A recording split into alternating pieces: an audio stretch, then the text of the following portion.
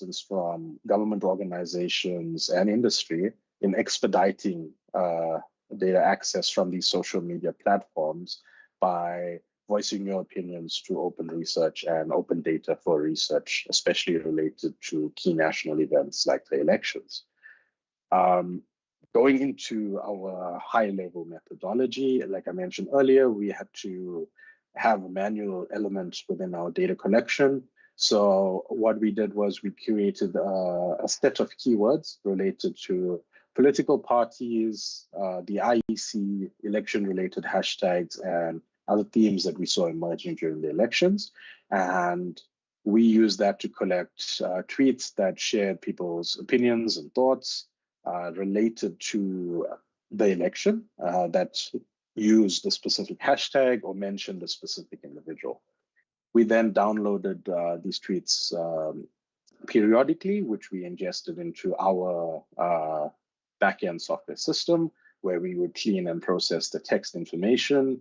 We would add elements like sentiment, emotion, and topics, and we would push this into a database so that we could visualize it and interact with it on an interactive dashboard. We set up this dashboard in Power BI, and we created topical visualizations that we worked on in collaboration with our partner SABC, as well as individuals within the CSIR who had context of the election and interesting topics that would be useful to see. And we leveraged these dashboards during the election period to give national interviews, as well as have a means of reference for CSR personnel who were working during the election period. And going into some of the analysis. So I will flow through the analysis looking at some of the insights from before the elections, during the elections, and after the elections, so that I can contrast some of these factors and mention areas where we noticed misinformation propping up throughout this period.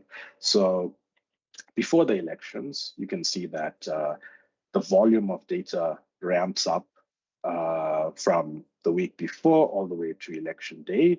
And if you look at the sentiment breakdown, you can see that 45% of the tweets within our data set were neutral, and this is likely due to the informative nature of the information present here.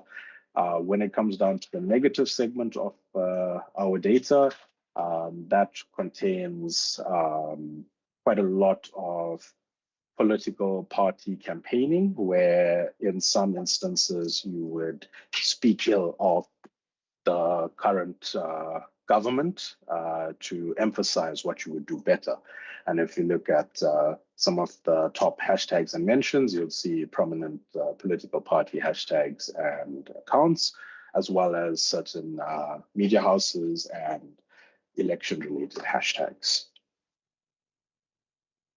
Then if we go into a more deeper view on the sentiment and the emotion, what this view gave us the opportunity to do is, if we unpacked any mentions or hashtags that were interesting to us, we could filter down on that and analyze the emotion and sentiment, as well as the topics that are present within those hashtags, to give us a high-level view of what the discourse contains.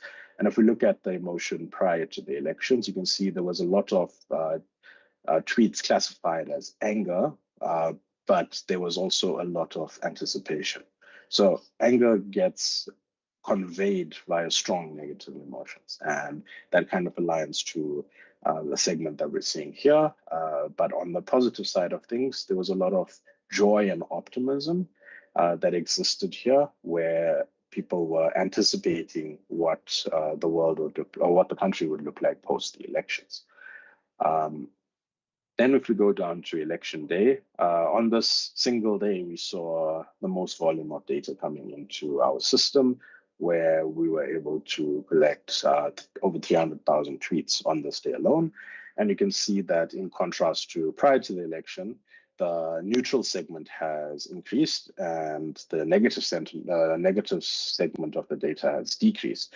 And upon deeper inspection, we noticed that there was a lot more informative content on this day, essentially directing voters with information on what the processes are and certain challenges being addressed as well. And the increase in the positive segment corresponded to people expressing their optimism related to what they think the potential outcome is going to be, and a lot related to that kind of optimism. And there is consistency between the hashtags and the mentions that we saw prior. There's a lot more coming in here related to the election specifically, in contrast to prior, where it was more political party flavored. And if we move on from here, you will see that if we look at the emotional breakdown, you can see that the joy factor and the anticipation have slightly increased, where the anger has subsided a little bit. There was a lot of optimism being expressed on Twitter, and if you look at some of the hashtags that come about, you can see some of the key ones were 2024 is our 94, elections 2024. There's a few ANC related ones here and EFF ones here that were highly prominent in the data set. And on the day, you see that IEC South Africa was one of the most mentioned accounts within our data set. And this is due to people expressing frustrations related to challenges they experienced on the day, with aspects like long lines and not knowing where the right voting station was. So there was a lot of that coming through, as well as people just tagging the IEC when they're using election-related hashtags to convey what their opinions are on the topic. And then on each party, if we go into just briefly, so if you look at the ANC, you can see some of the key accounts that were engaged within this discourse related to the ANC. So these would be accounts that are co-mentioned when people are mentioning the ANC or Cyril Ramaphosa. And these are the key hashtags that were related to the party in this time period. You can also notice that the negative sentiment was significantly higher towards the ruling party at the time and currently as well. And this is primarily due to campaign strategies being inclusive of a negative component related to the current ruling party, as well as a positive component related to what the party posting this or their followers expect their party to do. So directed towards the ANC was quite a lot of negativity, but as part of normal political party campaigning strategies. If you look at the DA, you'll see that there's a similar sort of negativity breakdown here. And when we looked at it in a little bit more detail, you could notice that the DA, as part of how they campaigned, they would mention what the government is currently doing incorrectly, that they would do better. And that's why when we reviewed some of the tweets within the negative sentiment, this is what some of it was related to, and people expressing strong opinions of what the government is currently doing that they have dissatisfaction towards. There's also a lot of informational tweets, similar to what was in the ANC breakdown. And this is due to information being propagated that doesn't really have emotive qualities. It could just be informative to the population on how to proceed with certain things. Then if we look at the MK, you can see that in relation to the MK, there was a lot of mentions to IEC South Africa. And you can see the main account for the party, and you can see some of the hashtags related to them when it's so it's stuff related to Vote MK.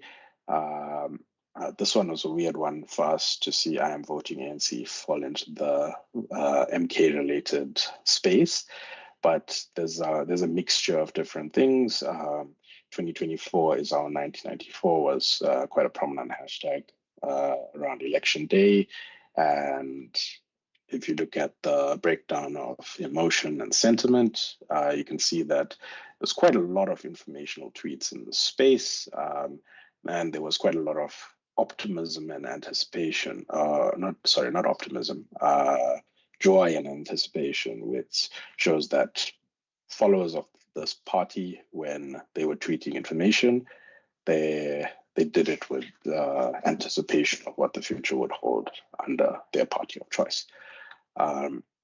If you look at the EFF, you'll see that the negative aspect is significantly less and the positive was quite a lot more. And one of the factors in why this shows up like this in terms of the joy and the optimism and this positive sentiment is I'll get to a visual later on that shows how much of content related to the EFF on the X platform, formerly known as Twitter.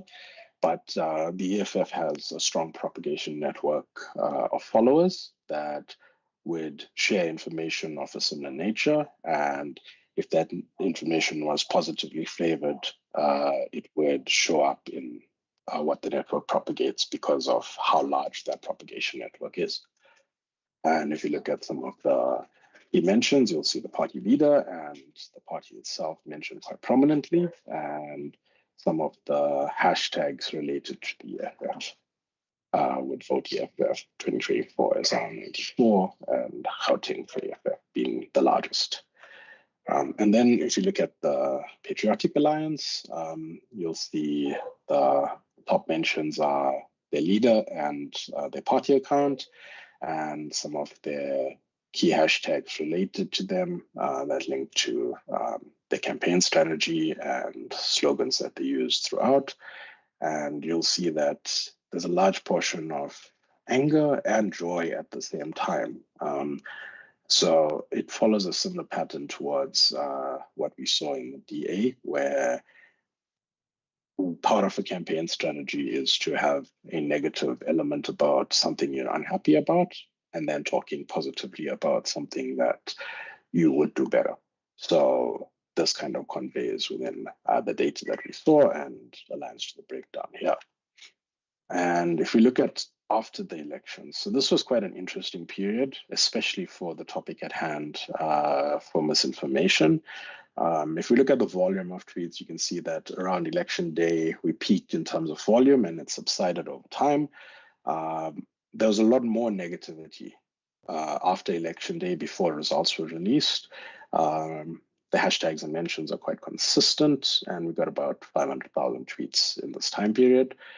If we look at the negativity, it is a lot more negative than it was pre-elections. And a lot of this, if you look at some of the topics on the side, were related to the IEC and people's feelings towards the IEC, questioning stuff like the IEC's credibility, whether they had enough budget to do the election. There were some elements of misinformation related to vote rigging and ballot stealing, and my colleagues on the call in the later sessions will go into more details on some of the concrete examples of misinformation.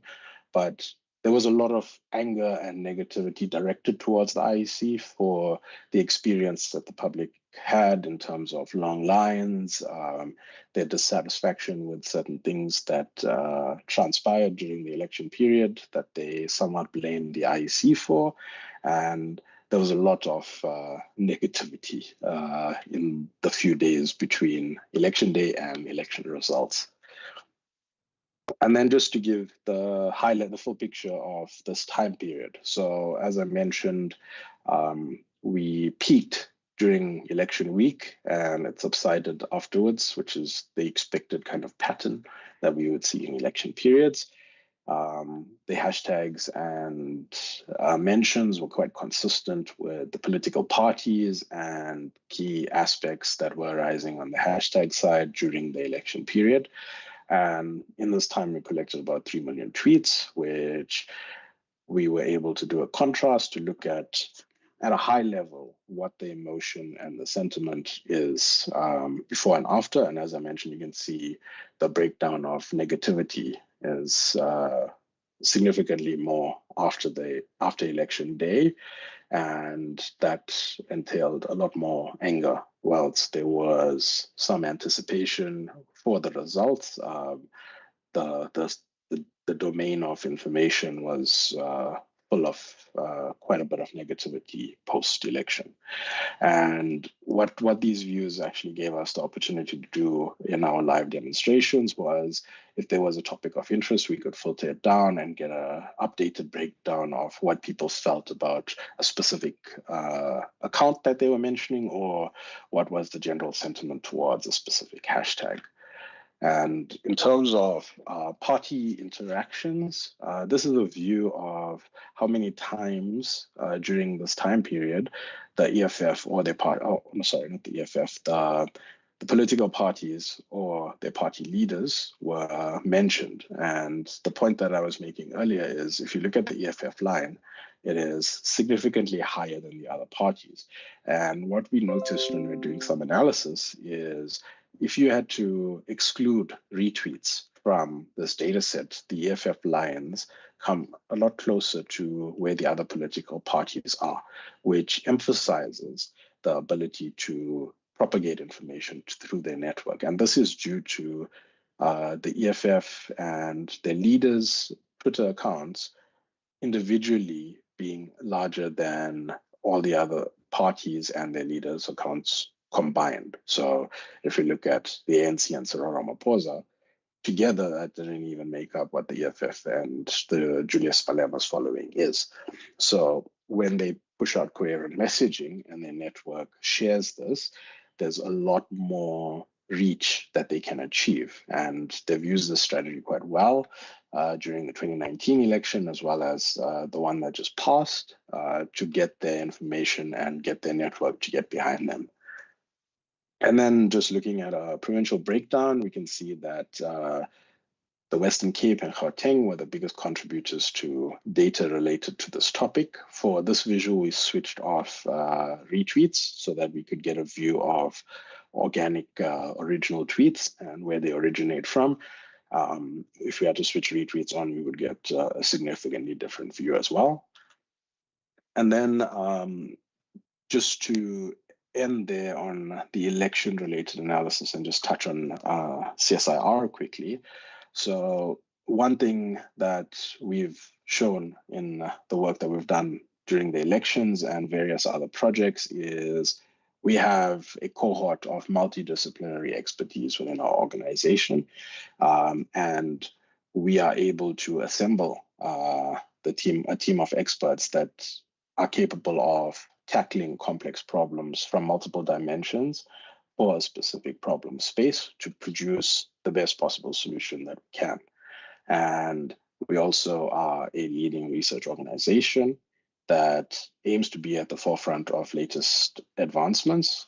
But one aspect that is often a misconception about CSIR is that CSIR does basic research and we're only in it for the research aspect. Contrary to that, our environment works on a lot of practical solutions, innovation that can go to market, like the election example that I just mentioned. And we work together with partners to understand the challenges and the nuances of their specific areas so that we can look at what's within our means and offer you the best possible solutions that we can. And just a few things touching on the topics that I mentioned here. Some of the tools that we leverage during the election that can be repackaged and used elsewhere is some of our knowledge discovery and information understanding tools within our topic modeling space, which helps us look at a large set of data and identify high-level themes that may exist in there. Some of our sentiment and emotion analysis, which allows you to segment pieces of your population data set to analyze and respond to. So this is very effective in communication responses, conversational AI, and a whole lot of other domains, as well as citizen journey mapping. If users or customers or citizens interact in a certain way, you are able to understand the patterns that emerge and understand the big themes or big areas that you need to address so that you can have a coherent and streamlined strategy in how you engage, whether it's via a chatbot or whether it's via a human being that responds to customers. And another aspect that we're quite proud of within CSIR and within the research group that I specifically work in is some of our neural multilingual voices that we offer via our Qfluency product. We have, if you could liken it to Google and Siri's kind of voices that you find on your phones, in your maps, GPS, and the likes, within CSIR, we have support for human-like quality voices for all spoken official languages of South Africa, which we have it as a commercial offering and available for partnerships to anybody that's interested. And we're also looking at building multilingual voice personas currently, where a single voice is able to speak to multiple languages. So you'll have a branded voice that is multilingual, which really captures the essence of the South African domain and market. So yeah, these are some of the exciting things that we're doing at the CSIR right now.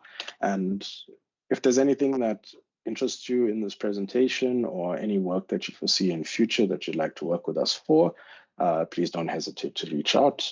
We'd be happy to chat. Thank you.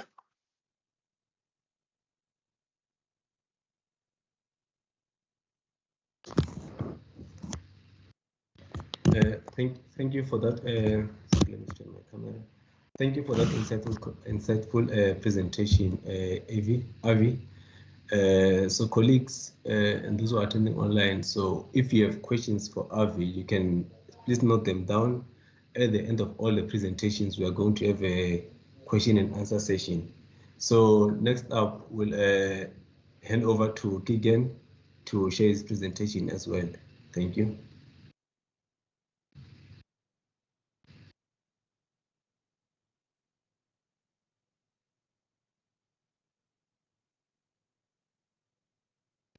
You are muted, Keegan.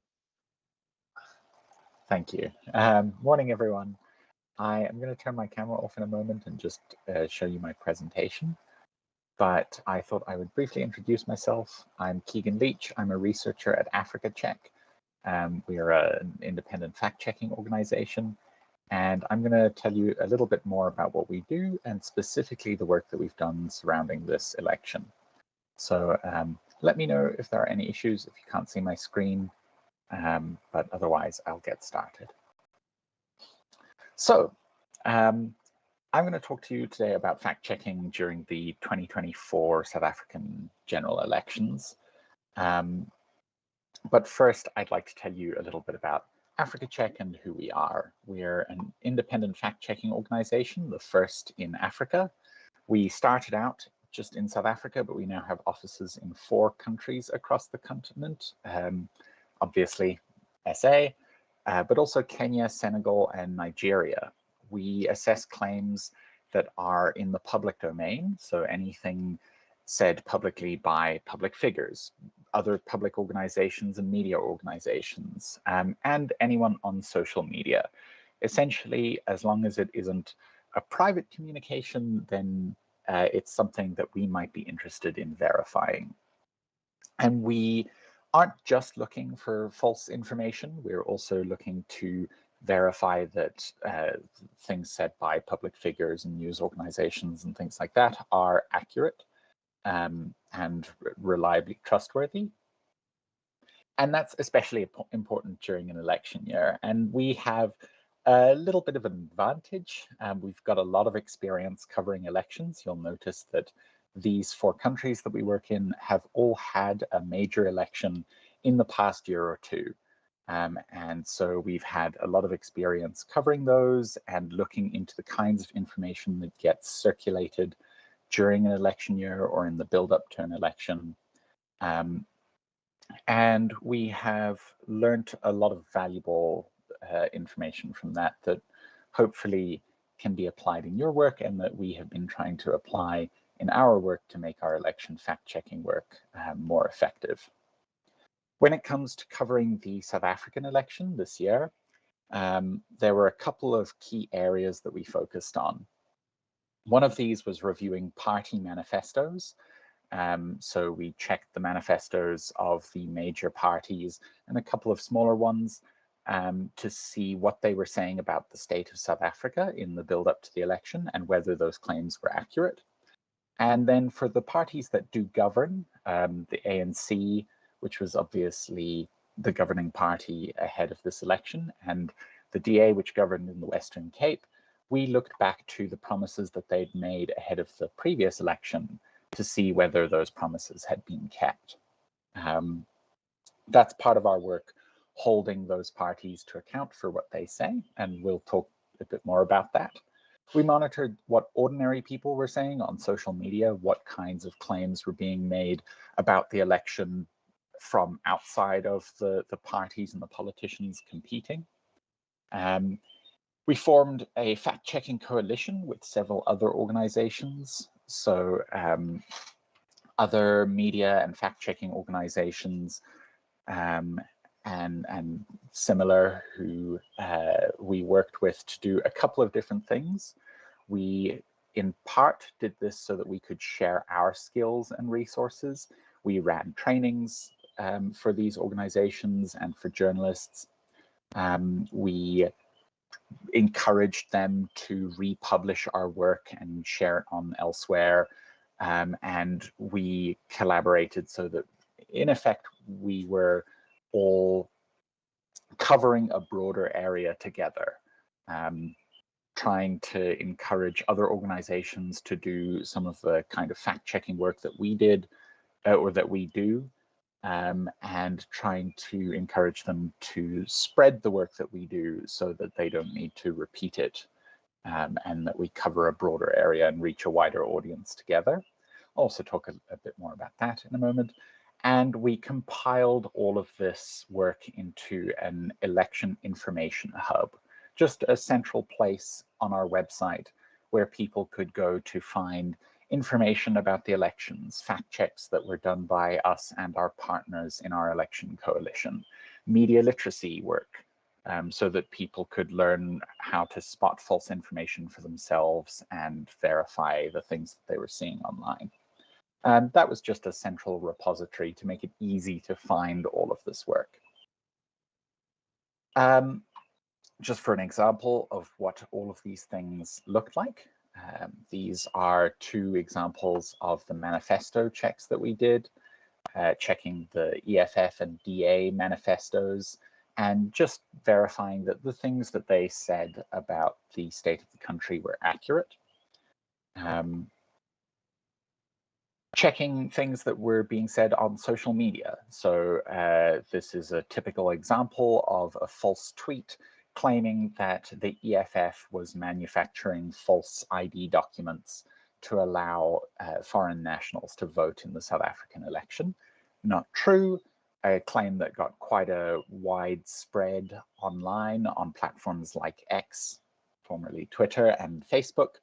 And we just, as part of our work, monitor those platforms to try and see what kinds of things are getting a lot of attention and where we think they might be false, stepping in to debunk them, or checking whether they are accurate, and if they are, giving other people the information to confirm that. These are some of our partners in our election coalition.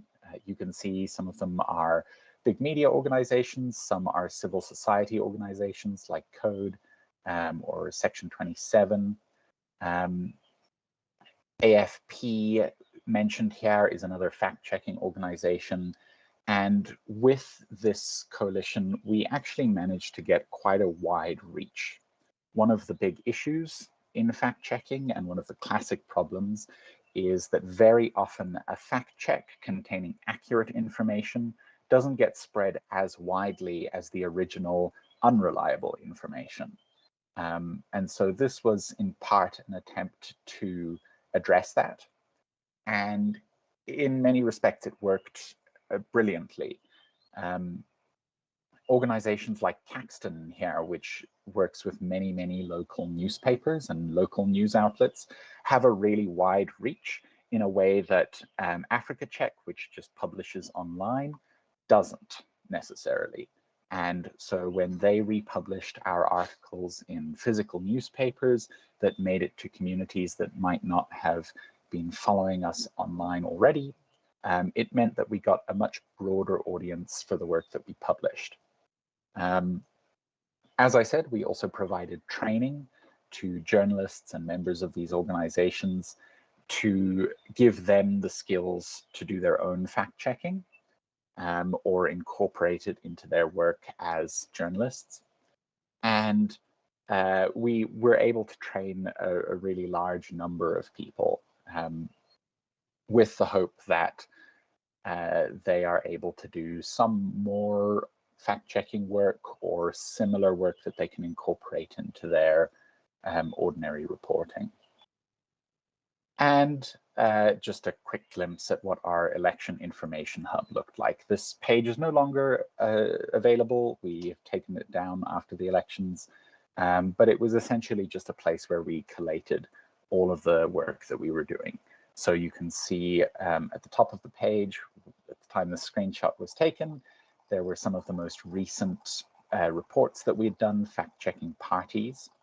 And further down, we had things like our fact checks of social media claims, our media literacy work, explaining how to spot false information for yourself. We also republished work from our coalition partners here, or linked to it here. And it just made it a central place where people could easily find lots of information about the elections. This was very effective. It, in many ways, had the kind of effect that and impact that we were hoping. We were able to train almost 200 journalists. We published 69 fact-checking reports, which were republished across 47 websites. We did a bunch of media interviews that were generated as a result of this partnership, and our content got over 20 million impressions in total. So it was very effective at reaching a broader audience and getting our accurate information a little bit more reach and a little bit more spread without having to do a whole bunch of extra work ourselves. I'm going to talk in a moment about what kinds of trends we saw during the election, what kinds of false information was most prominent, and what we had expected to see and how that compared to what we did see. But just to give you a little bit of background before we go into that, I'm going to cover some general fact-checking basics. And there's a bit of overlap. Some of the other speakers today will be talking about these same concepts, but it is useful to have a background here before we really stick into it. A very important thing to start out with is the distinction between dis and misinformation.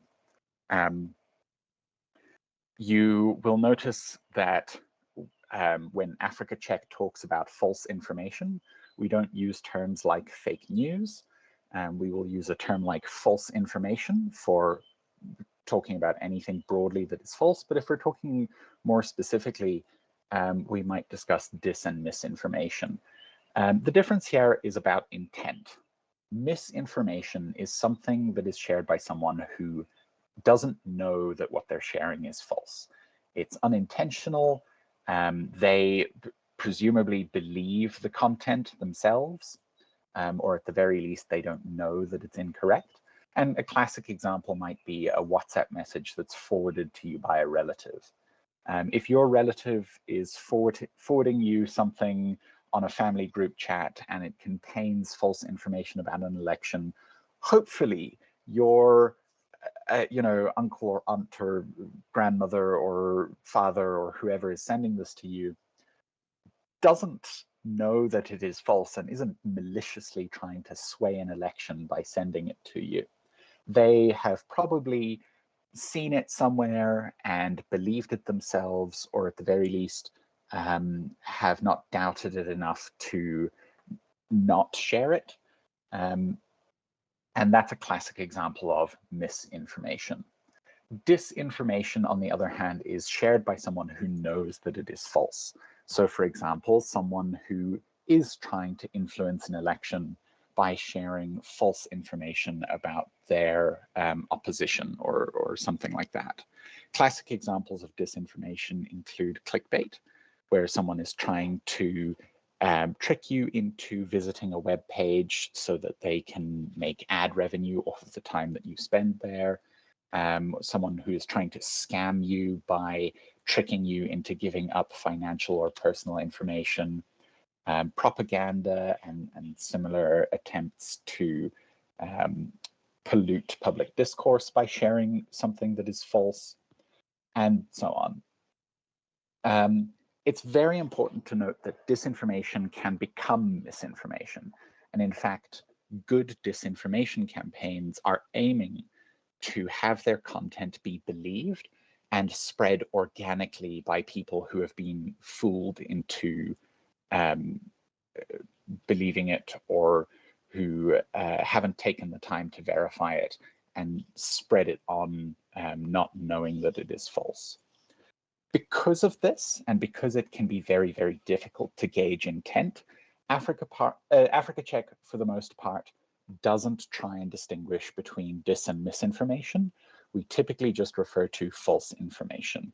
And we don't try and, for every piece of content that we debunk, determine whether the person sharing it knew that it was false at the time that they shared it. It is just interesting and very helpful for analyzing the false claims that we see in retrospect. A final category that is worth mentioning is malinformation. Malinformation is information that is not false, but still intended to cause harm. Classic examples are things like doxing. Doxing is when someone shares personal information online without someone's permission, or they expose personal information publicly. Let's say they leak your home address on the internet with the intent of encouraging people to visit your home address and harass you. In that case, that information is definitely not false, and that's why it's dangerous. You know, your home address is actually where you live. It isn't a lie, but that information is still dangerous, even though it's not inaccurate.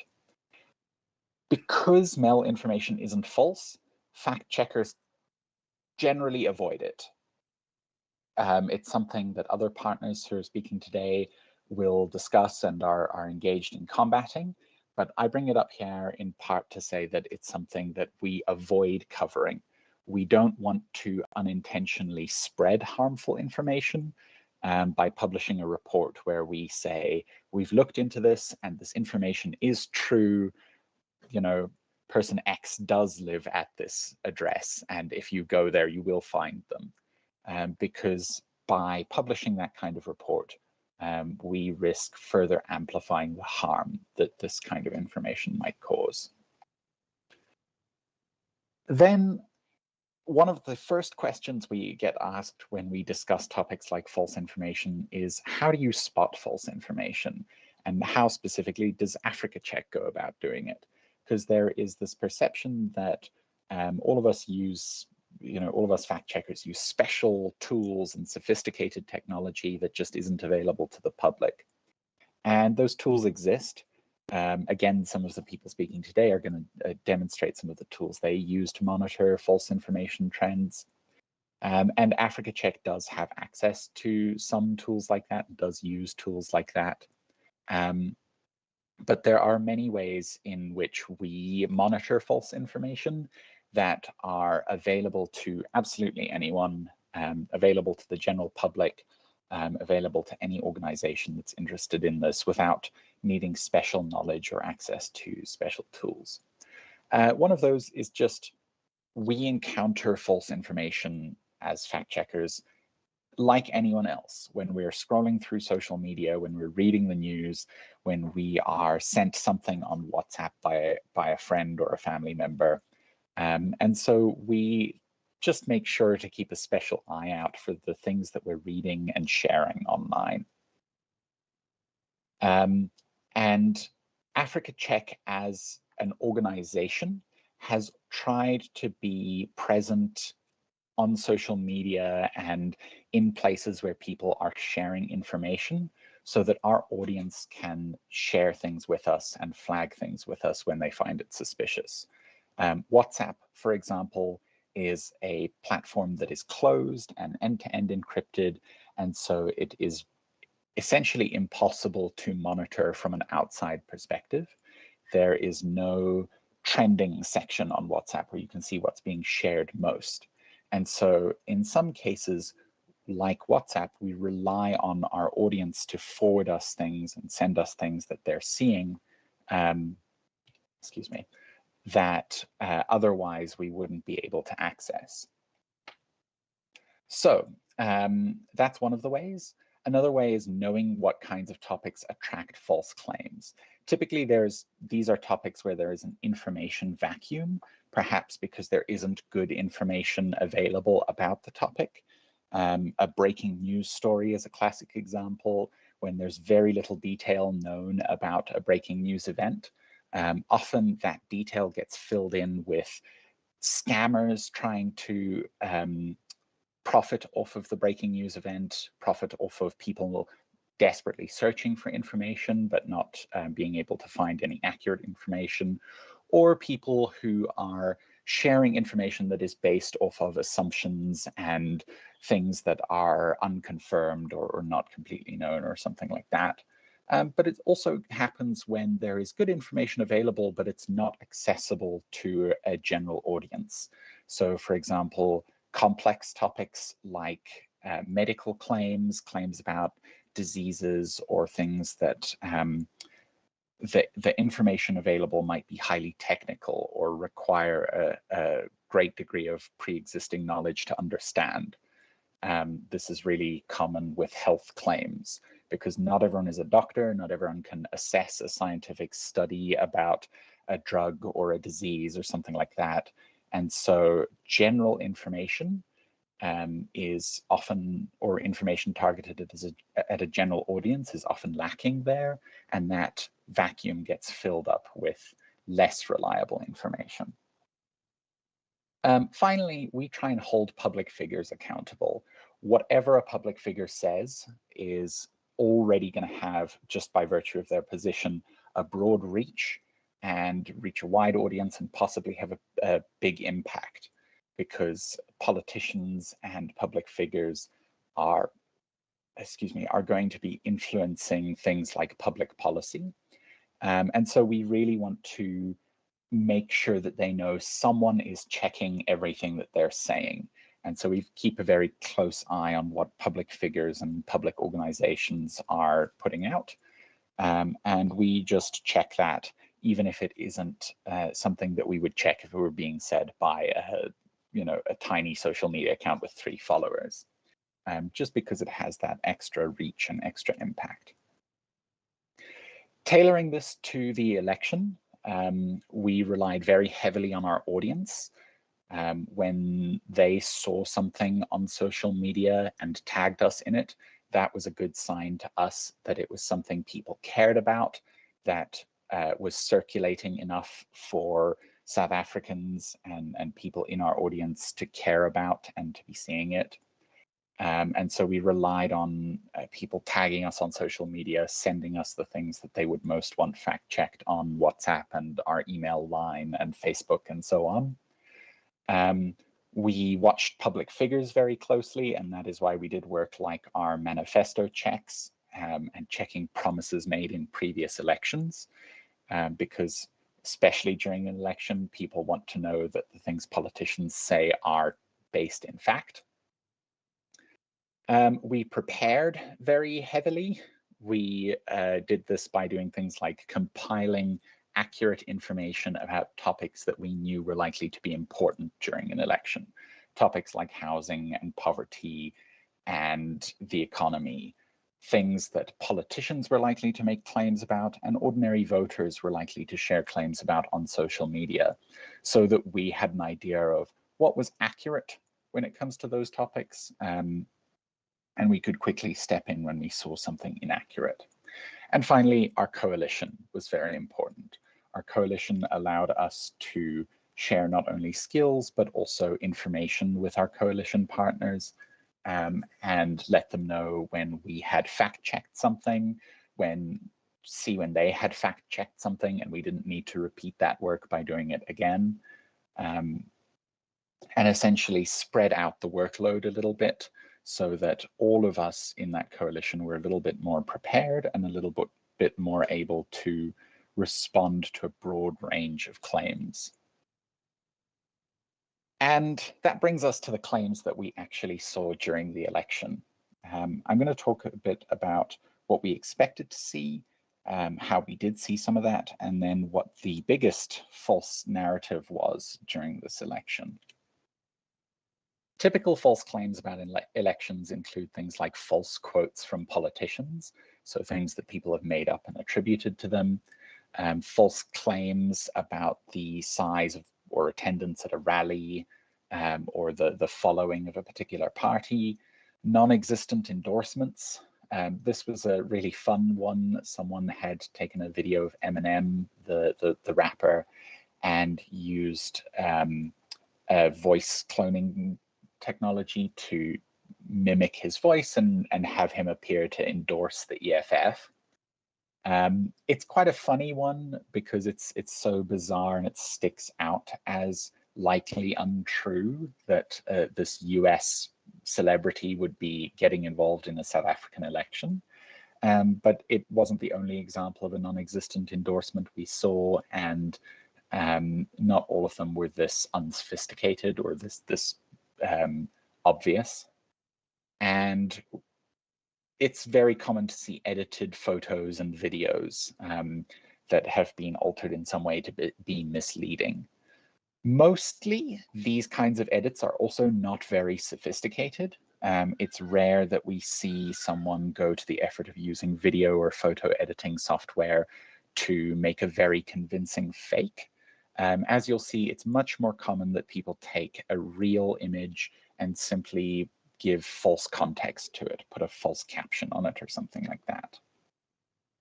Other typical claims are the kinds of claims that we see all the time, but that have been reflavored to the election because that's what's in the news, and so that's what's getting attention and clicks. These include things like fake social media accounts posing as public figures. These might ordinarily pose as celebrities doing a fake giveaway or something like that, and during an election, this often comes as posing as politicians or party representatives. The example that I've shown you here is a fake giveaway, a scam that claimed that Cyril Ramaphosa was offering free data to ANC supporters.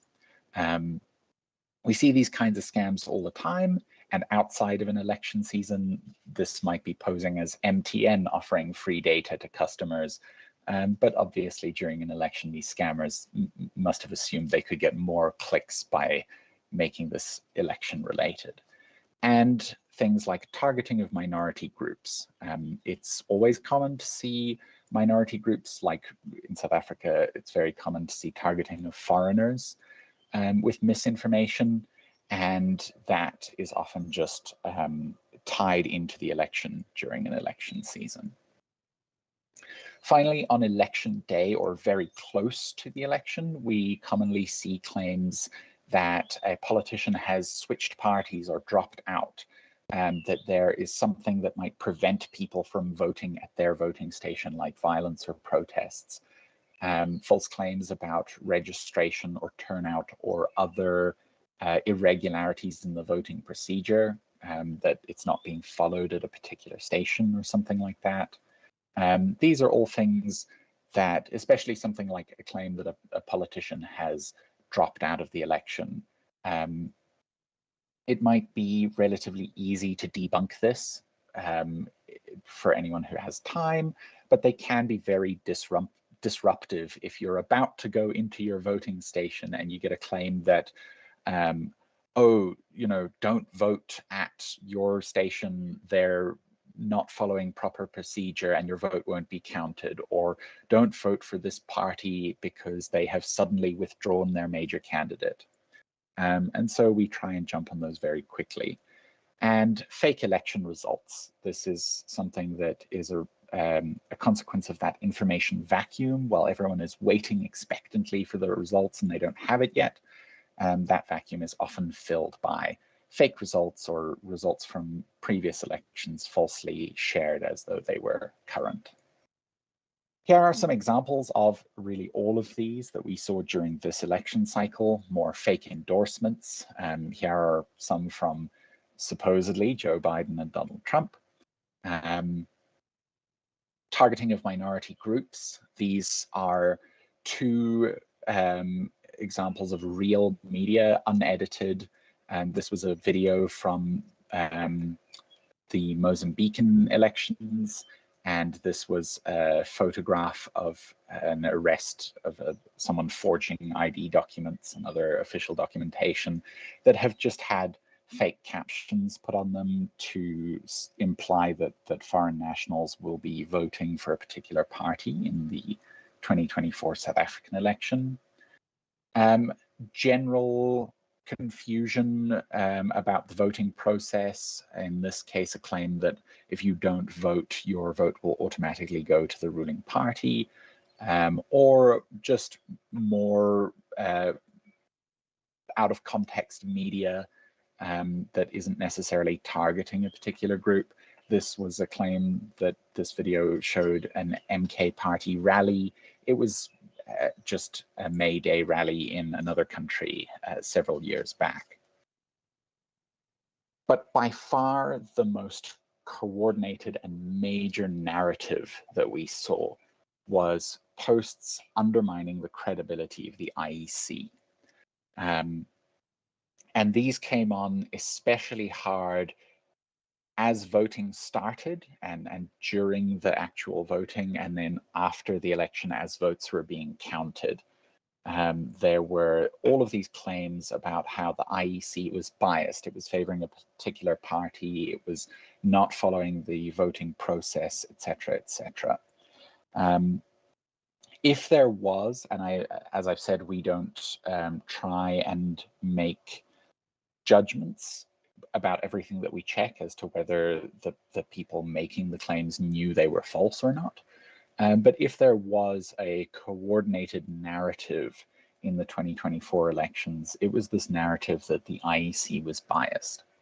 And some of this we expected to see. We do often see claims about votes not being counted correctly, or election materials being destroyed, or some kind of bias or something like that. But the sheer volume of this was quite a surprise to us and indicated that this particular narrative wasn't just the usual run of false information that we could expect during an election. In part, this was because some of these claims got boosted by prominent public figures.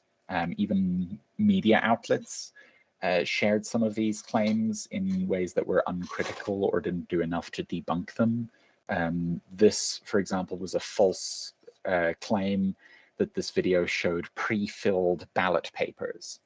And the Star ran with this headline the day after, or the day that this was posted, and discussed the video without making an effort to debunk it and indicate that this was a false claim. So this narrative did get sort of amplification from public figures and public organizations that made it more prominent and maybe more believable. But it was something that we were generally quite unprepared for. It was not the run-of-the-mill levels of false information that we see during elections. And it was something that, with all of our coalition prep, we couldn't have known that this specific topic would be the one that was chosen as a false information narrative to really be pushed. If we can learn anything from this, it's that you're not going to be prepared for anything ahead of the next election. If we are going to try and head off a narrative like this, there is no amount of specific prepping to like debunk a particular narrative that is ever going to get ahead of every possible narrative that could become the dominant trend in the next election. We're going to have to rely on media literacy work and campaigns to help ordinary people spot this and prevent it from being amplified in the first place. Encourage journalists and public figures to not give it this kind of uncritical amplification that we saw. But really the big takeaway is that we can't be prepared for everything, and we are going to have to do our best sometimes to be reactive to trends that we can't predict. A final note is about a trend that we didn't see. We kept getting asked in the lead up to the election, isn't AI going to undermine and destabilize everything? Shouldn't we be worried about generative AI? And we didn't see a lot of generative AI being used to create misinformation or false information. And in part, that's because it's just not actually as good as these dramatic predictions make it out to be. The generative AI use that we did see was stuff like this Eminem video, which was a bit crude and easy to spot. It had many of the hallmarks of generative AI, that the mistakes that it still includes.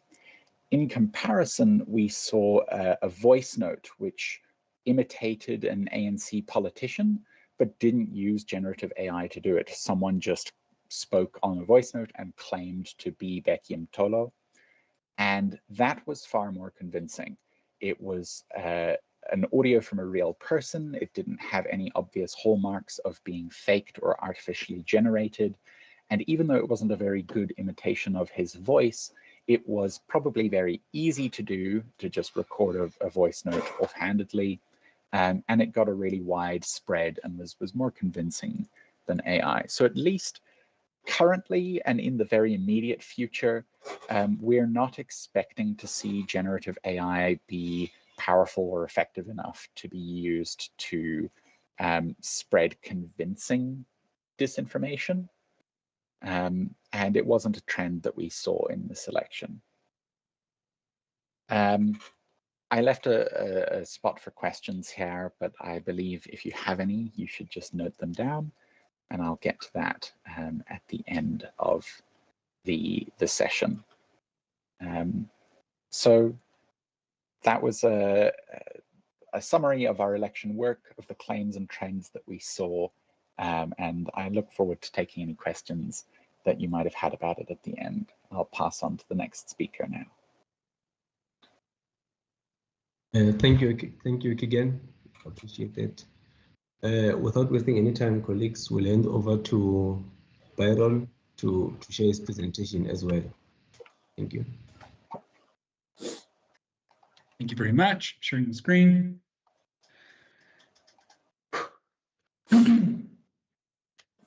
All right, everybody, thank you very much for your time today. I appreciate it. It's great to be able to participate in this conversation. I'm sure everyone can see my screen. And with that said, I will commence. So what I'm going to speak about today is the proactive side of mitigating and preventing DMM. And as we've learned today, as a fellow speaker, Keegan just mentioned, DMM refers to disinformation, misinformation, and malinformation, which we'll touch just now. A little bit about the technology and the platform used.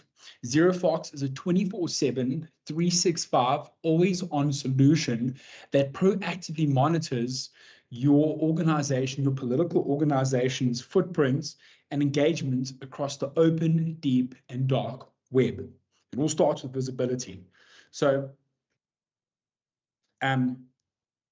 before I tell you more about the capabilities, just to reiterate, and I know this was shared before, but disinformation, as we know now, is false information, and the person who's disseminating it knows it's false. Misinformation is information that is false, but the person or individual who's disseminating it believes it's true. And malinformation is information that is true and embraced in reality, but is used to inflict harm against a person or organization. And luckily for me, Keegan just covered it really well. He had a really, really smooth presentation, but I had the slide here anyway, so I needed to make sure I share that. To understand a little bit more about how external cybersecurity works before I start going into the specific use case around campaign protection, election protection, and safeguarding executives during political campaigns, it's important to understand what an external cybersecurity platform does.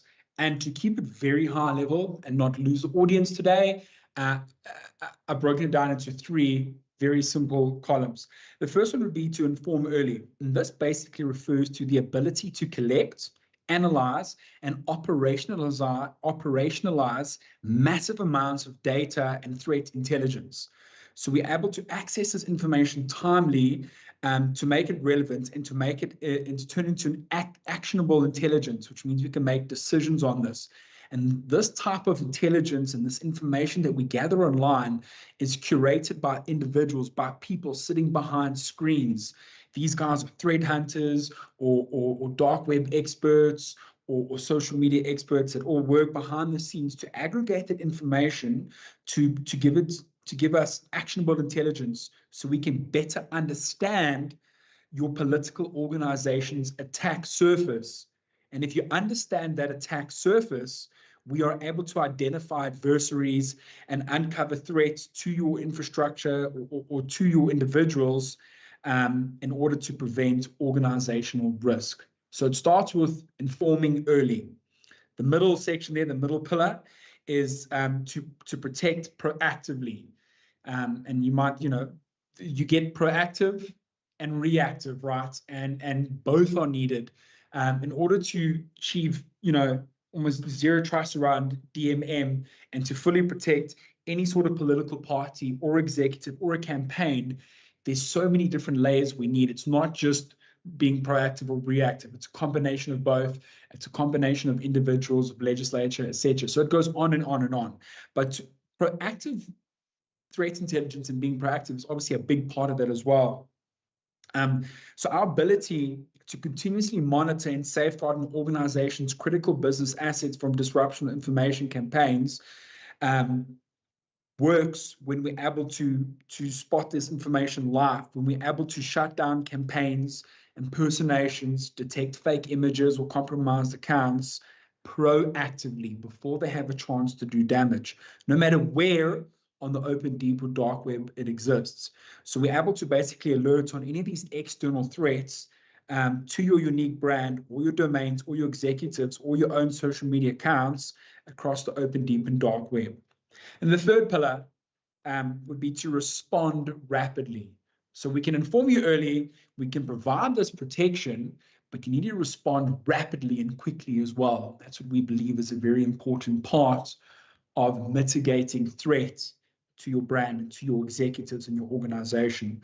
So when we talk about responding rapidly, this speaks to how our technology and our adversary disruption solution is able to pick up on incidents and notify and protect the individuals affected by this, which means we can return your political organization's business practices to normal in near real time. I'll cover that again just now. We perform proactive removal of impersonating, fake, misleading, misdirecting content while disrupting mass-scale attack campaigns so you can stop the threats before they reach their intended target. The quicker you respond, the less damage is done. In the event of a successful attack, our fast-acting incident response technology will identify, contain, and eliminate any cyber intrusions, while our breach notification service will manage the engagement for your organization and provide notification and protection services for the impacted individuals, essentially reducing the cost in the event of a successful attack and mitigating reputational damage as much as possible. So what we do with ZeroFox is we break the internet down into different data categories, of which I've listed a few very specific ones here relative to our conversation around political organizations and individuals. The internet is a massive place, the open, deep, and dark web, and it's expanding every second of every day. So when we break the internet down into different categories, it means we look absolutely everywhere.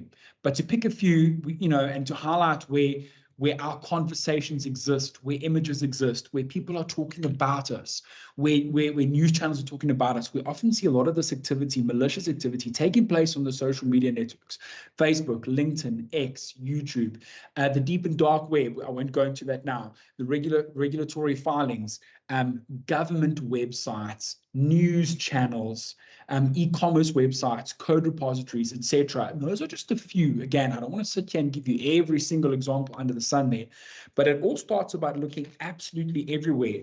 And once you have visibility, then you're able to start, like I showed in my previous slide here, to start proactively protecting. Because we build rules and policies around your brand, your political entity, your executives' names, surnames, their identities, their personas, so we can monitor them. And that way, anytime malicious information against an individual gets created or used, we can detect it in near real time, and we can prevent damage from happening. Now, a few questions to ask yourself as well before you even implement technology. And this is, these 5 basic points here is stuff that I guess we use and we incorporate on a more advanced level. But good behavior and a good practice to have as an individual before we even lean on technology is when you see misinformation disguised as true information, or disinformation disguised as real information. You've got to ask yourself a few questions, like, does it provoke an emotional response? Chances are that it might be misinformation, and you've got to feel, am I getting emotionally charged by this post, by this content, by this information? Does it make a bold statement or a controversial issue? You've got to ask yourself these kinds of questions. Does it contain clickbait? Has it spread virally or unvetted, loosely on vetted platforms? This one is in strong relation to TikTok. I think, as we've seen in one or two of the previous slides, it might not have been focused on, but the virality of information and how it can spread on unvetted platforms like TikTok is a massive issue as well. And if individuals are seeing these types of posts, this content, this news article, this statement on TikTok only, or Instagram only, or X only, and not on maybe more above board websites and news resources, I mean, should I be sharing this? Should I be commenting on it? And the point of this slide is also, like, it's human behavior. There's certain things as individuals we can do. We can adopt practices before we share, comment, escalate, make phone calls, hit public statements. Human behavior is very interesting. It's a very unique part of how we approach this as well. And also, when you see false information and disinformation often contains a lot of mistakes. You've got to ask yourself, I mean, this post, why is there uppercase and lowercase? Why are there spaces? Why is there misspelling as well? It's just a few tips and tricks for you there on how to pick up on this kind of malicious content as well. So what we do with ZeroFox as well, and again, to just keep it high level, is we identify and flag an alert in near real time, and we're able to block, we're able to hide, we're able to remove the impersonating content before it gains momentum. I think that's like the key takeaway of all my slides. Misinformation and disinformation comes in many shapes and forms. And as you can see at the bottom here, those shapes and forms are executive impersonations. Those are compromised accounts, scams, coupons, social engineering campaigns, false images, deep fakes. Again, as Keegan finished off earlier, there's so many different methods and techniques. It's broad. There's always going to be more different ways and techniques that adversaries will use to disseminate DMM to fool the public and to fool individuals. And again, our stance through using proactive threat intelligence is to prevent it from happening, not necessarily to react. And reacting is good. I don't want to take away from the reacting. You always have to react to malinformation and to crimes committed, because that's essentially what we're doing. But we take a strong preventative approach. We want to make sure that we remove the content before it has chance to hit the public, especially if it's misleading, because that's when it does damage. And we do this by creating rules, by creating policies around what is true. Whenever we talk to an organization or a client and they say, well, but how do you know what's not true?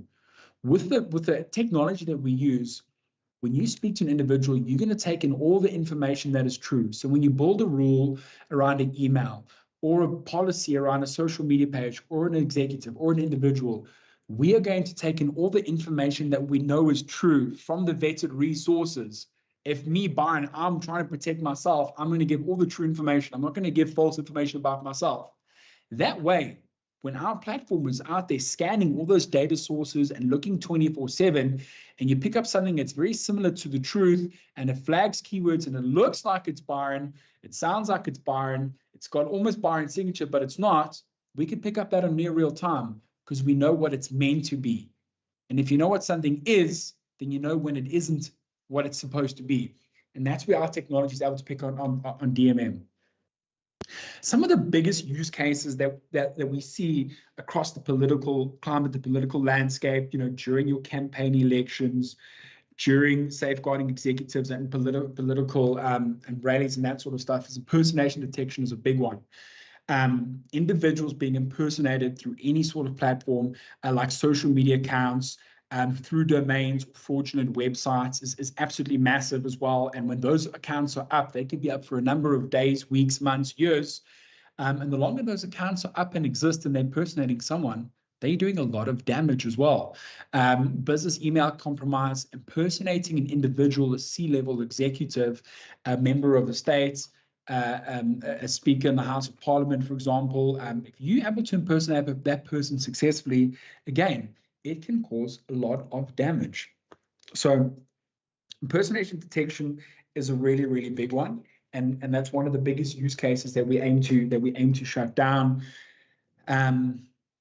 Account compromise, again, it overlaps a little bit with my first slide that I just showed, but when we talk about account compromise, we talk about protecting an organization's owned social media accounts, the accounts that they actually have and they vet, because online is massive, as we've said before, and political parties can use the online to their favor very successfully. You look at any of the elections globally this year. I mean, the whole world is going through the biggest ever amounts of democratic elections in recorded history.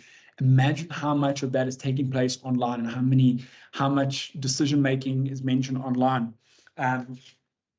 So protecting these compromised accounts is a big deal. One of the bigger use cases that we've seen as well is a disgruntled employee or someone who's leaving an organization or political party that decides to post something inappropriate on an official page. So it's not just about looking for unofficial accounts and impersonated accounts and that sort of stuff. Even if it's on your legitimate social media accounts, your legitimate websites, a disgruntled employee could go online there and say something horrible or post an indecent image or put on information that is untrue. And if that goes on an approved vetted account for, as short as 5 or 10 minutes, I promise you, it's going to gain the wrong attention, and it's going to cause serious amounts of damage as well. So in a country like South Africa, where there might not be enough teeth from the law, as we say, you need to lean on third-party technology to be able to help keep your information clean, to protect compromised accounts before someone sees something offensive, before perhaps it's hate speech or homophobia or racial slurs or disinformation. There's a lot of horrible things that could compromise an account, and that could compromise the integrity of that organization the account is associated to. Again, just to touch on some of the negative effects as well: financial loss, reputational damage, data breaches and privacy violations, operational disruptions, and psychological impacts of some of the negative effects of compromised accounts. Speaking of it from a negative effects on a legislative point of view, just to touch on this, obviously part of it is quite important, is shaping public opinion. Again, influence on votes is an online campaign that spreads misinformation, can sway public opinion by presenting false information or leading false information.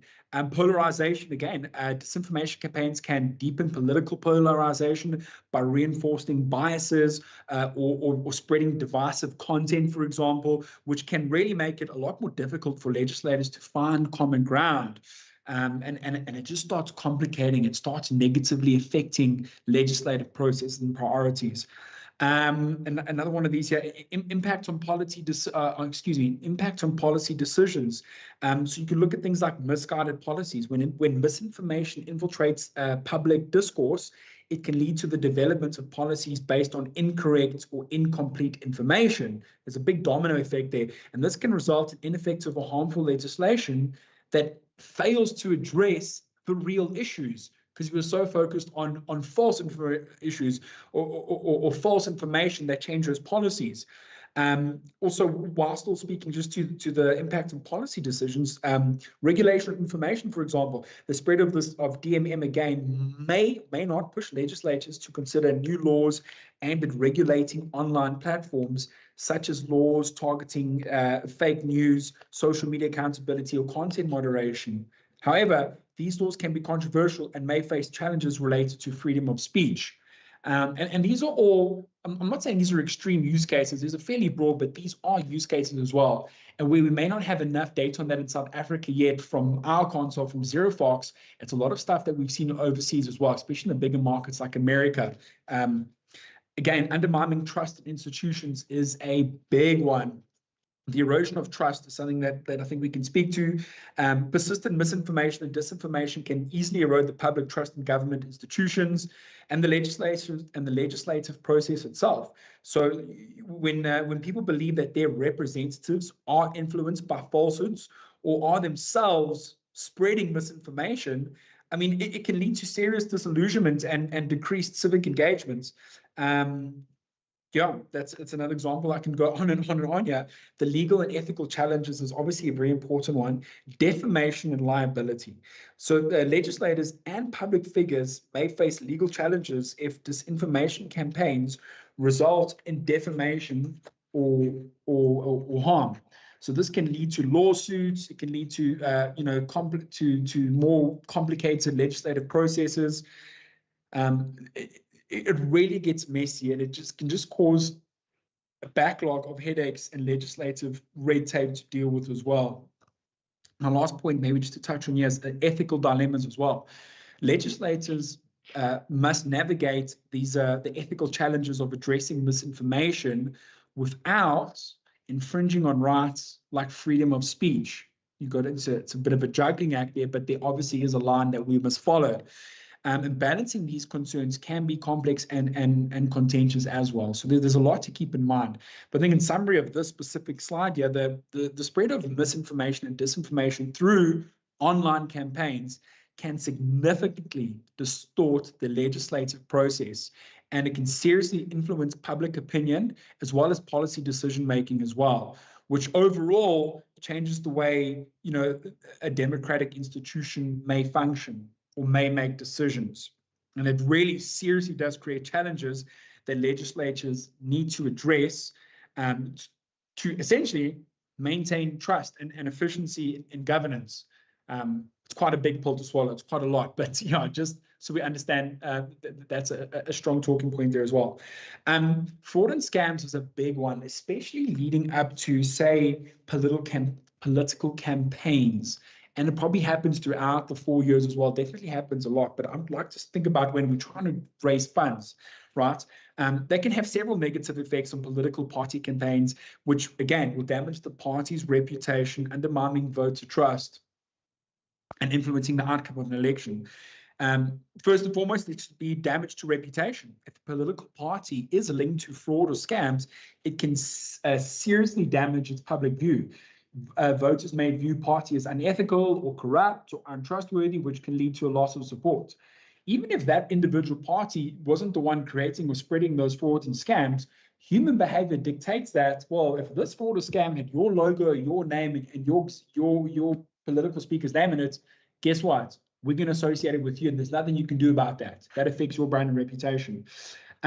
Also, media scrutiny is a big one. Fraud scandals often attract intense media coverage, as we've seen before in the past, which can amplify the negative perception of the party. And as we know, negative press can dominate the news, overshadowing your whole political campaign and the messages you're trying to put out. Also, while just speaking to fraud and scams, I mean, fraud and scams is big. It's not just an issue that we see in political campaigns and the political landscape. It's big in retail. It's big in FinServ. This is a massive headache for any organization globally, and it continues to be maybe not the number one, but the top 2 or 3 attack vectors globally for stealing information and for providing false information to misdirect funds as well. Trillions of dollars globally are lost to fraud and scams. Sorry, I digress. The loss of voter trust as well. And you think about the erosion of credibility, right? Voters who feel betrayed by these fraudulent activities, by misleading scams, may lose trust in the party and its candidates. And that's the last thing you want. So this loss of credibility can be particularly damaging if the party is seen as having violated the public's trust. So you've got to think about things like that and just stop these fraud and scams from ever reaching its intended targets. It also has legal and financial consequences as well. If a party or its members are found guilty of fraud or scams, they may face legal penalties, including fines, perhaps disqualification from running, or even imprisonment, maybe a bit more severe as well on that one. So let me not scare you with that one. But legal battles as well can drain campaign resources and distract you from campaigning. So I think the point to take away from you is there's a lot of examples and use cases, and I can talk more about this, but would be until 5 o'clock this afternoon.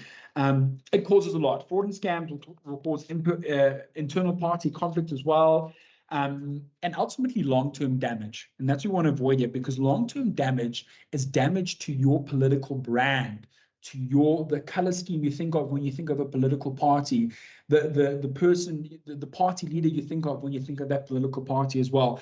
It all boils down to your unique identity to run for office in this country and to run for a ward and to run for municipality, etc., etc. Your brand is everything.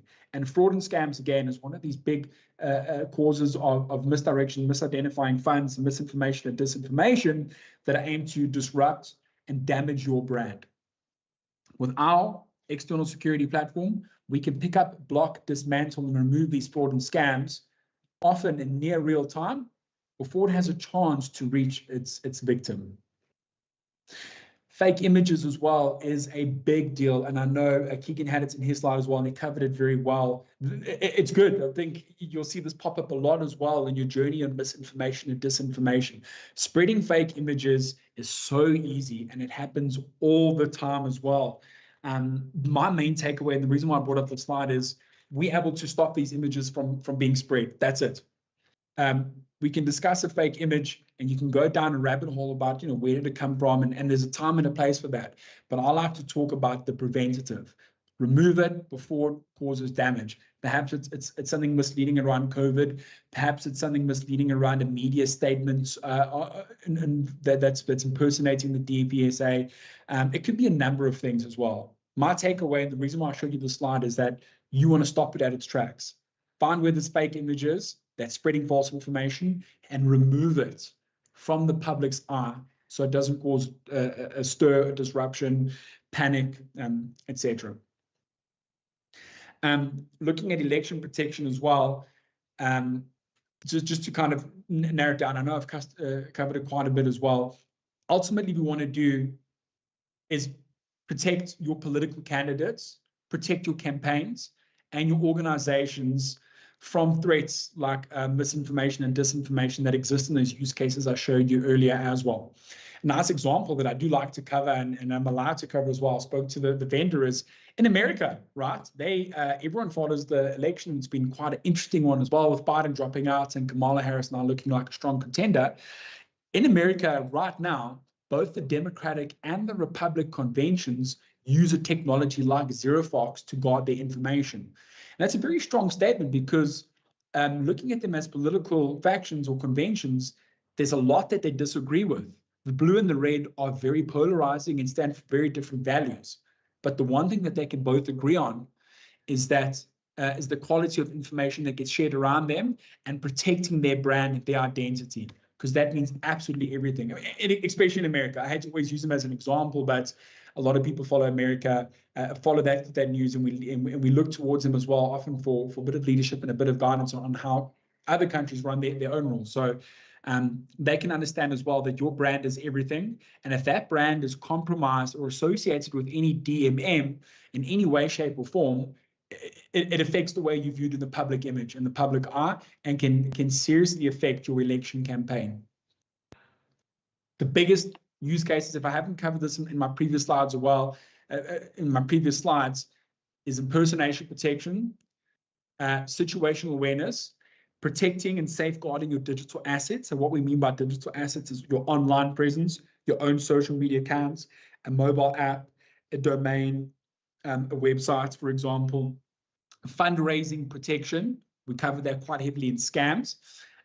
Real-time protection and deep fake protection. The deep fake protection, again, this is fairly new. We are seeing a lot of it, and I don't want to go too technical, but we're protecting individuals. We have the ability to protect individuals from a deep fake video. And a deep fake is essentially a video that can mimic an individual. That's how cutting edge attackers are getting. And being able to deceive the individuals. We could pick up on that video through the use of AI and facial mapping and optical character recognition. And if we find a video that's impersonating someone else, often a member of state or someone who's running for a certain office, we can find it and take that down. Those videos could be put up to purvey misleading information or portray misleading information. And again, we both know how much damage that can do. Have it removed, have it taken down before it has a chance to reach public eyes. And anyways, that's really my slide. Again, I wanted to keep it high level. There's a lot more to go into as well on the capabilities behind what having online protection can do and having 24/7, 365 digital risk protection can do.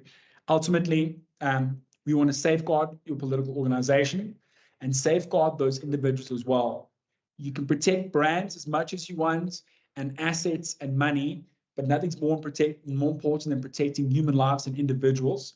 And we aim to do that as well. So thank you very much for listening. I will stay for questions after all the presentations have been concluded. All right, no, thank you, Byron, for the presentation. And thank you to all the presenters, Avi and Keegan. Now colleagues will move over to the Q&A session. So we already have one question online from DK Lady, which says that how do we effectively manage fake news of social, I think you want to say on social media platforms. So before we can answer this question, I want to check if there are any other questions. We can have the first round of questions. We answer, like maybe first 3 questions, and then we can go to the second round of questions. Thank you.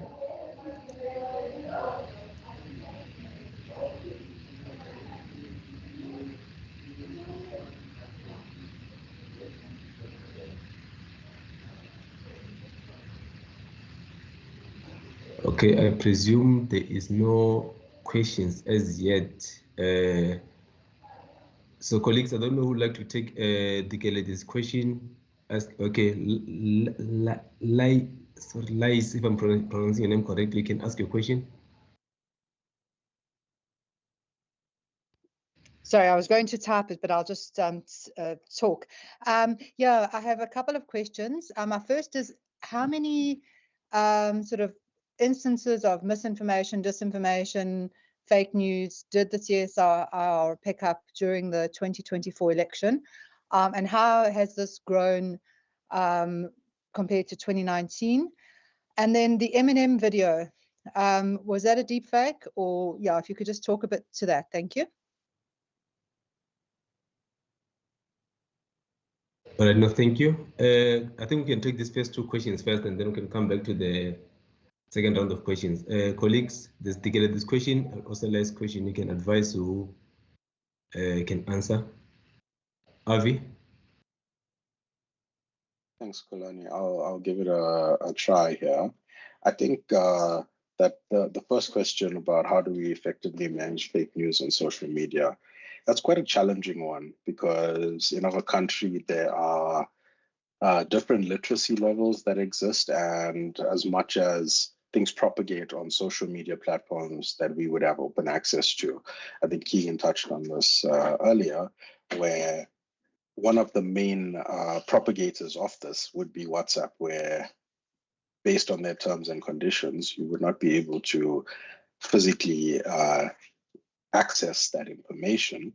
But when it comes down to what we can do, I think education and rewiring people's mindsets about what misinformation is, how to detect it. My colleague Zubeda created a framework of educating the public with a human-centric approach, and that could be a nice baseline for educational campaigns, as well as when it comes down to us improving our efforts on detecting fake news.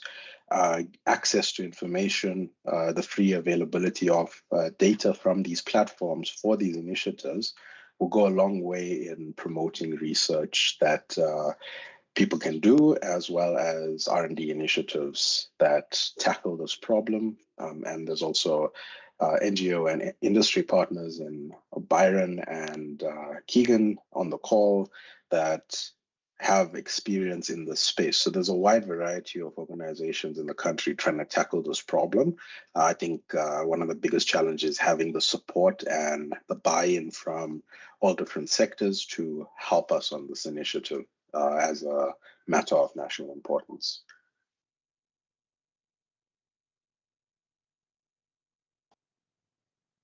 Thank you, Avi. Byron, and then Keegan, you can come after. Thank you. Just to try and further answer the question from Dikeledi as well. There's a few methods, there's a few behaviors one can do as well to mitigate or to stop fake news on social media platforms. It's a combination of AI-powered content analysis as well, and creating various algorithms that can detect patterns, keywords, and phrases that are commonly associated with misinformation or fake news.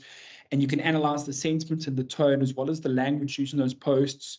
You can use image and video analysis as well and detect manipulated images or deep fakes on the technology side. It's a combination of behavioral analysis, network analysis, and threat intelligence.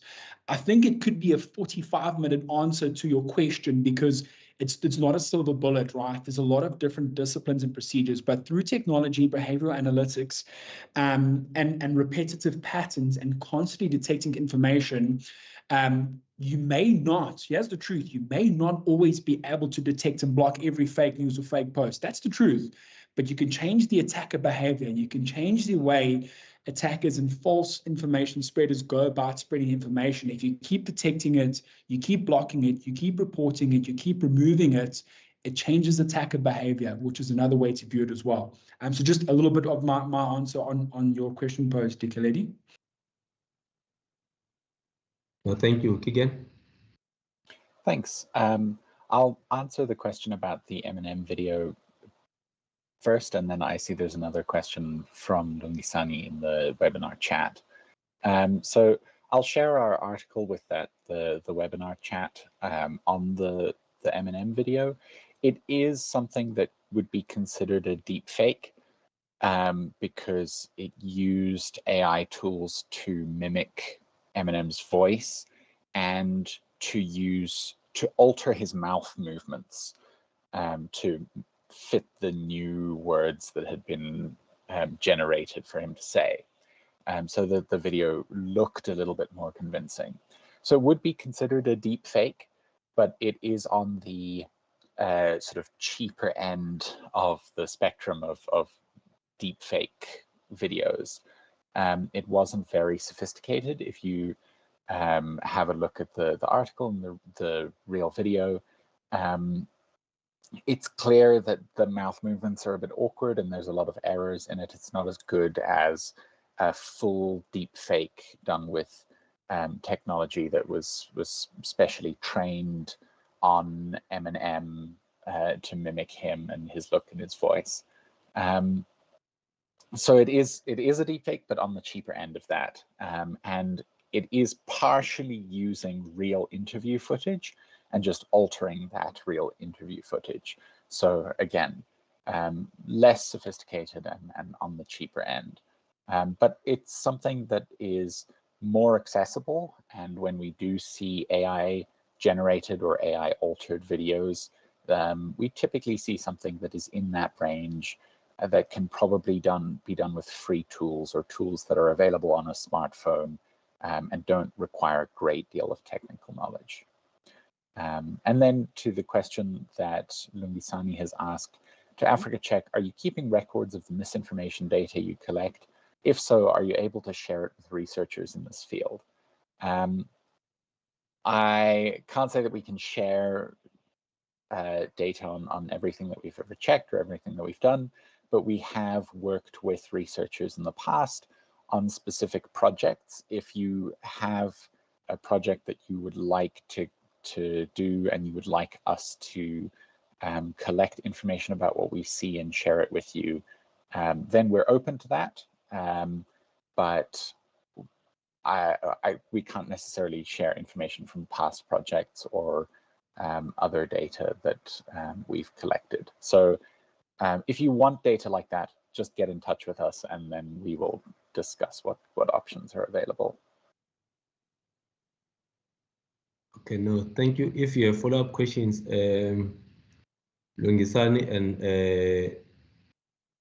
let's go back to the names if I forget, and the Geledi, you'll come back through. So there are two more questions that came through. One from Kanyisile. What are the legal implications to sharing fake news, and do you assist in the prosecution of such perpetrators? The second one is from Asra. Perhaps some comment from Byron as regards reporting fake content. To whom, how, and what is your experience as regards to response or action taken? Okay. I see Zubeida has already attempted. Dr. Zubeida, you can come through for Kanyi's question. Thanks, Kulani. So in South Africa, people can be charged for spreading misinformation.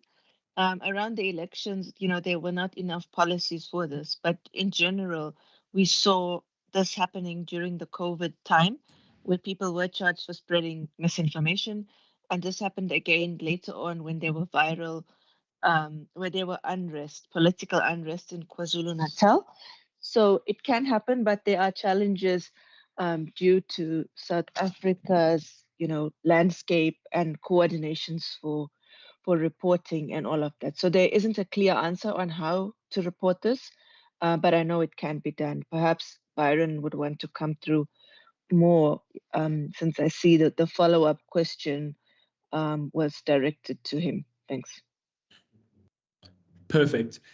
So my answer is,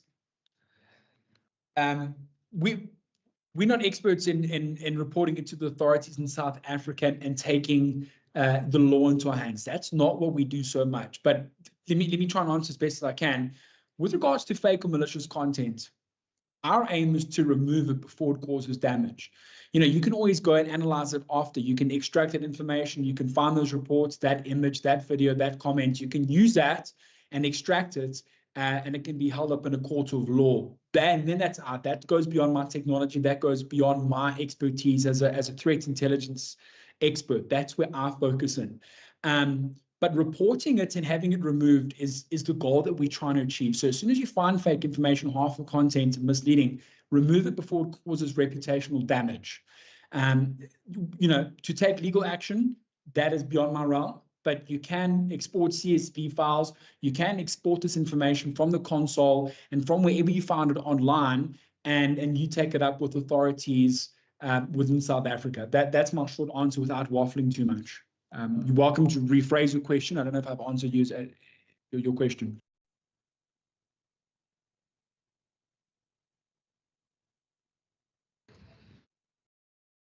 So comfortable with the response? Okay, Avi, you can come through as well. Thanks, Kulani. Yeah, I think just to add to that, I think something that comes out of this question and the response from Byron is there needs to be something in place at some point in time where it's a process to follow if legal cases are to be taken. I do think that misinformation can cause a lot of damage, and whilst legislation is lacking a little bit, efforts need to be put in that direction because it can prevent a major problem from occurring in the future. Thank you, Avi. And then Byron, did you respond to Astra's question? Yeah, I did. All right. And then there's another question from Lies. Has there been an increase in the incidence of fake news, false or misinformation this election compared to 2019?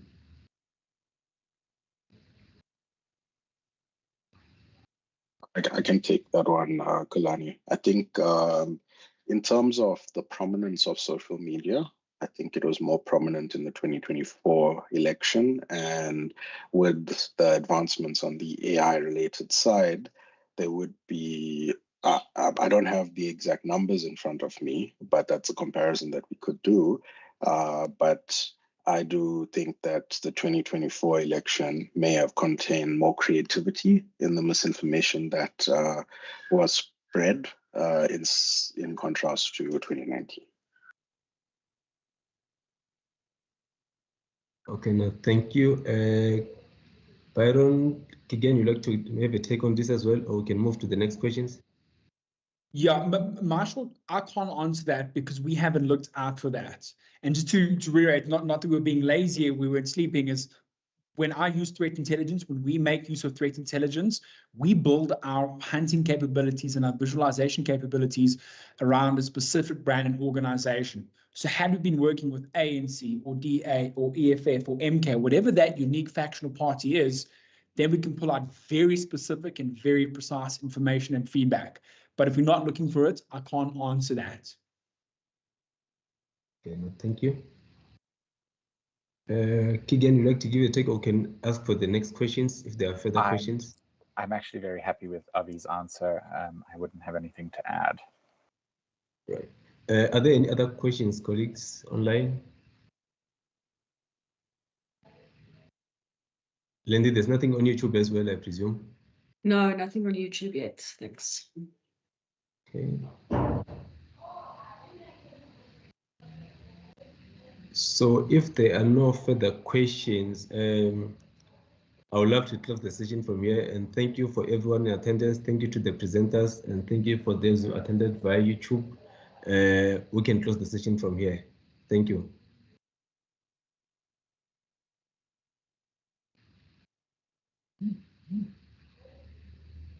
Thank you very much. Thanks, everyone. Thank you for joining. Thank you. Thanks, colleagues.